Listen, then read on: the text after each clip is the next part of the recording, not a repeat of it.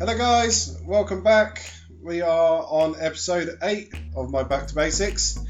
First of all, just want to apologise. In my last couple of videos, I'm getting some dropouts on my audio, which is really annoying because I don't know until I finish recording that I've got the dropout.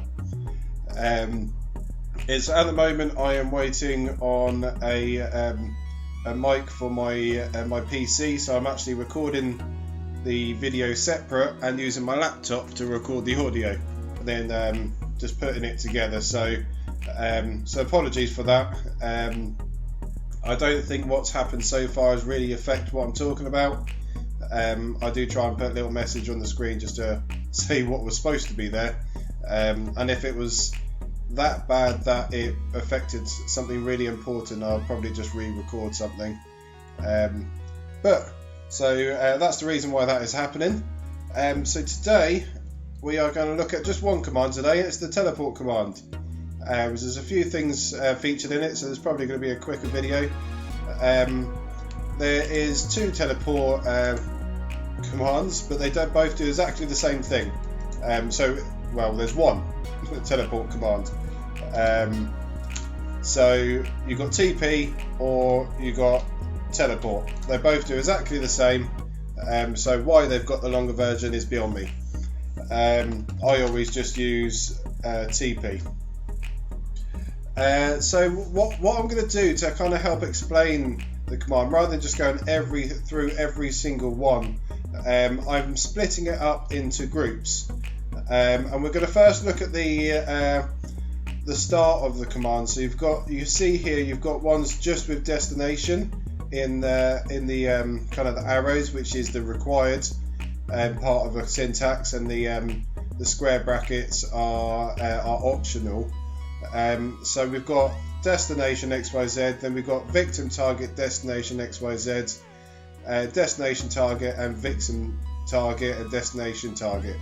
So to help kind of explain these commands, I've made a little notepad. So they're the four different main categories, as it were.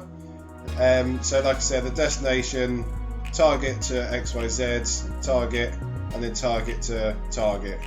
So I can group these into two. So we've got the executor. So when you run these commands, they will only work for the person executing it in the chat. And then the target, so that's something that you can do either in chat or in a command block. We'll have a look at the executor ones.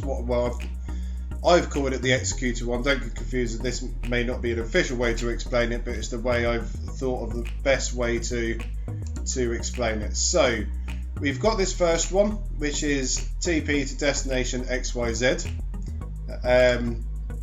So I don't know why I put a D there. So if I take that command, that will teleport me to on top of that orange block over there. So I can put that in here and go, oh no, I didn't do it to that one, that's the next one. I did it on top of the command block, there we go. So I put the coordinates on top of the command block. Doesn't matter where I'm facing, it will teleport me to there, and I would stay facing the way I am facing. Sorry, my cat always wants to jump on me when I'm recording. I'm almost spilled my coffee. So every time I do that, it will send me there. But no, if I grab a button and try and run the same command, make sure that is the same, yep, in here, it will fail and say no target match selector. It's because that's for your chat. So it's a quick way. You don't have to teleport yourself to XYZ. You could just go TP to there. That's where I want to go. It's the same for the next one, which is destination target. So it's TP. Basically, what this is doing is skipping this part. It's skipping the victim target, so you don't have to say at self, and just teleporting yourself to either XYZ or target. So the next one I've got is teleport myself to an entity of a cow. Do note that if there are multiple entities of the same type, it will fail because there's too many of the same type, so you would have to limit it with the C. So C equals 1. If you go back to episode 3, that's my target selector one, so that will explain a lot more about targets. And that takes me to the cow. So sorry, my cat is launching himself at me all the time. So right, that is the first two. So very simple, just teleports you to either the coordinates or an entity. The next one, and I'll get to all these bits in a second separately, because as you can see, they're all over the place, and it's a quick way to explain it all. So the next one is target to XYZ. So you choose who you're targeting and where you want them to go. So if I grab this command, this will teleport the closest player. So I can do this in chat to on top of the orange block here. So again, this is the same as the first one. Wherever you're originally facing, if you're doing it just like this as a simple teleport, you stay the same way you are facing, and that can be run from a command block. These two, because you specified the target and where they're going, so it can be done either way. And the same with this one, teleport the closest player to the cow. So that can be handy. Normally I would use stuff like this to teleport players. You can teleport players to the different dimensions, so if you want to teleport them to the end or to the nether, as long as you've got a ticking area.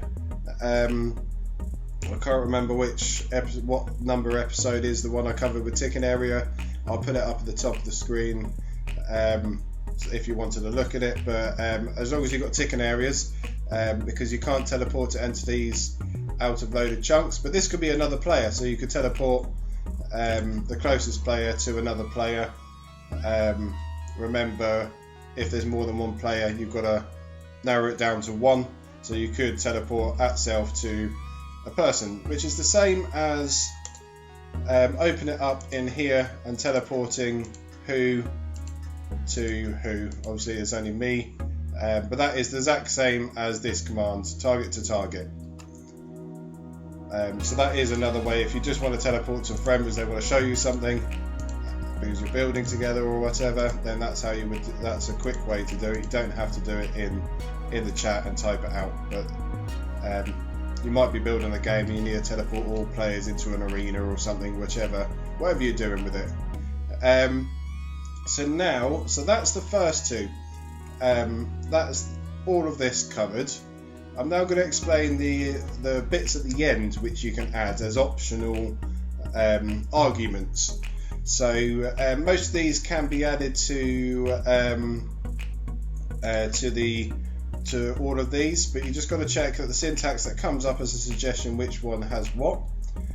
So first of all is the check for blocks boolean, and boolean is it's going to be one of two outcomes, true or false.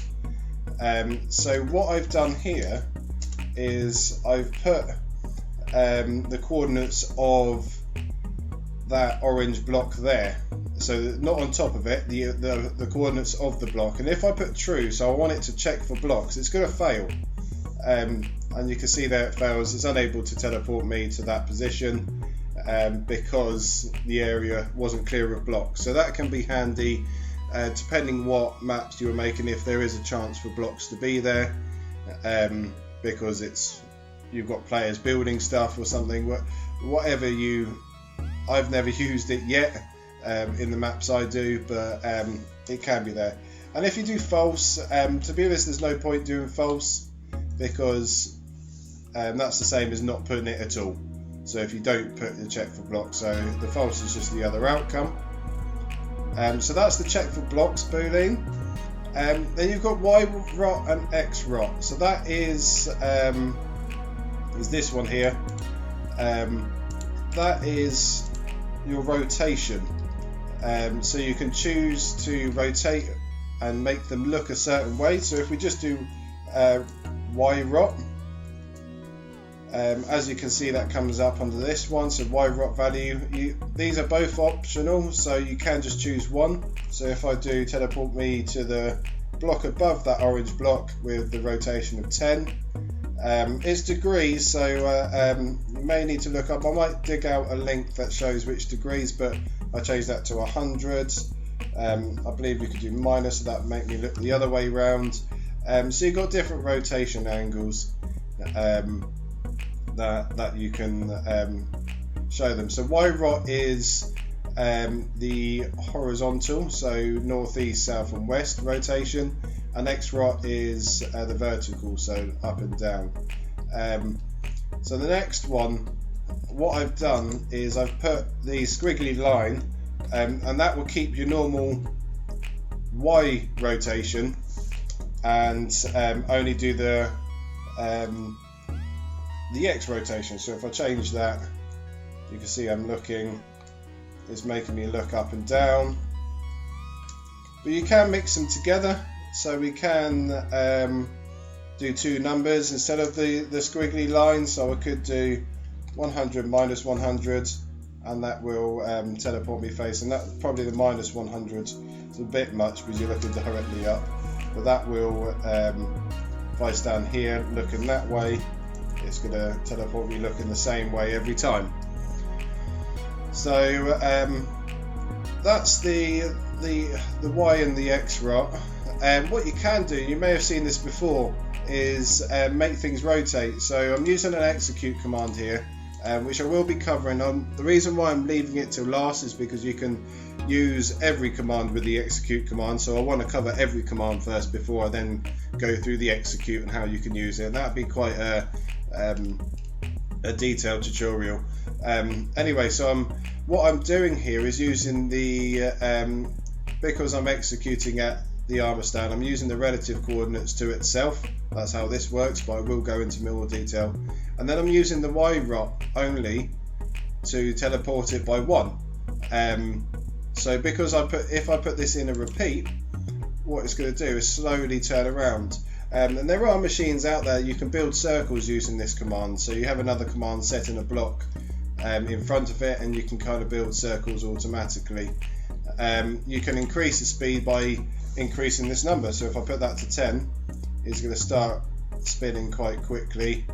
If I go to like 30, he's just going to spin really fast. And if you see my battleships map that I released, I had a couple of things doing this exact command. I had some helicopter blades that I made as a custom entity, and a radar that was a custom entity, and I just made them rotate on its axis just like that. So you had the helicopters go really fast, so it looked like they were spinning. Well, they were spinning, so it looked like it was just about to take off, and the radar was just slowly turning around as a radar should. So that was really good, really nice addition, and it was only for aesthetics, it wasn't for part of the gameplay. So that's just something that was fun you can do with the X and Y rotation. The X wouldn't work for an armor stand because it can't look up or down, but you can actually make it when you have something like an entity which can move its head, you can make it look up and down. And then lastly, we've got the facing. So we've got two types of facing. We've got facing destination, like X, Y, Z, and you've got facing target. So if I do the same commands to teleport me to on top of the orange block, but facing the coordinates of the blue block. So at the moment I'm facing like 90 degrees ish to the blue block, but when I teleport there, it's going to face me there. This is really good if you are doing a portal system. So when you run through a portal and it teleports you to another place, the portal that you're going through might actually be a different angle to where you've entered, and you're doing a teleport, so you might want to face them the direction so it looks like they've just simply walked through the portal. So that's a good way to do it there. And you've also got facing entity or facing target, so you could use player as well. So teleport at player or at the closest player to the same block, but facing the cow. So that's facing there. Remember again with the entity ones, the target ones, if there's more than one of the same target, you need to narrow it down. So if I do that again, I'm now going to face him there. If I had that on repeat, I would just constantly follow him. So that's the facing. They can be really handy.